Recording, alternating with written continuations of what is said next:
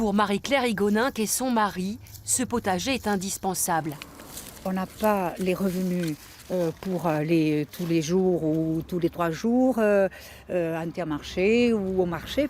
Tous deux sont retraités agricoles. Michel touche 770 € par mois après avoir cotisé 43 ans. Marie-Claire perçoit 612 €. Elle n'a cotisé que sur les 20 dernières années de sa carrière, lorsqu'elle était à son compte. Avant, la jeune femme dépendait de sa belle famille. Quand nous nous sommes mariés en 1966, mes beaux-parents, c'est-à-dire ma belle-mère, elle avait une épicerie de campagne. Et ils nous ont logés. Et mon beau-père a employé mon mari sur l'exploitation. Moi, je travaillais, mais si je travaillais, c'était pour me rembourser le loyer.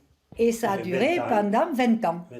Le patrimoine du couple, cette maison et 6 hectares de terre en jachère que personne, y compris leur fille, n'a voulu racheter ou prendre en fermage. Autant vous dire que les agences de voyage ne nous connaissent pas. Les restaurants, on y passe devant.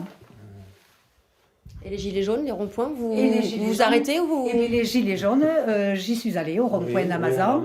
J'y suis allée 3 après-midi. Et puis, je me porte solidaire. Et pourtant, Marie-Claire ne fait pas partie des plus précaires. Presque la moitié des femmes retraitées agricoles perçoivent moins de 500 € par mois. En 1999, le statut de conjoint collaborateur a bien été créé, mais pas de quoi leur assurer une retraite paisible pour autant. Le montant de retraite, je vais dire, qui est garanti pour ces femmes en tant que conjoint collaborateur, il est de 546 € brut et proratisé effectivement à la durée de leur carrière en fonction de leur statut. Donc 546 €, c'est comme lorsqu'elles ont cotisé sur la totalité de leur carrière. C'est totalement ça. C'est très peu. C'est très peu, effectivement. Et c'est sans parler de ces veuves qui ne perçoivent que la pension de réversion de leur mari. C'est pour toutes ces femmes que Guy Soulage se bat. Aujourd'hui, le président de l'association des retraités agricoles du Lot-et-Garonne a rendez-vous avec Olivier Damézin, le député La République En Marche de sa circonscription. Les femmes agricultrices à la retraite font partie de ces personnes qui sont oubliées, oubliées de la, je peux dire ça comme ça, oubliées de la nation. Un chef d'exploitation ayant cotisé toute sa vie perçoit une retraite équivalente à 75% du SMIC. Il se bat pour passer à 85% et surtout que cela soit étendu aux conjointes.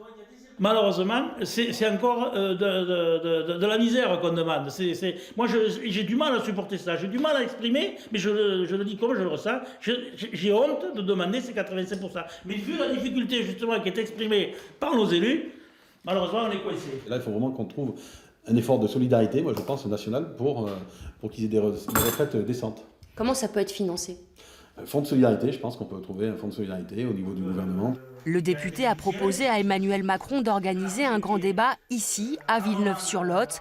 Guy Soulage pourrait alors lui parler de ces femmes retraitées agricoles, dont le sort est d'ailleurs bien souvent le même que celui des épouses d'artisans ou de commerçants.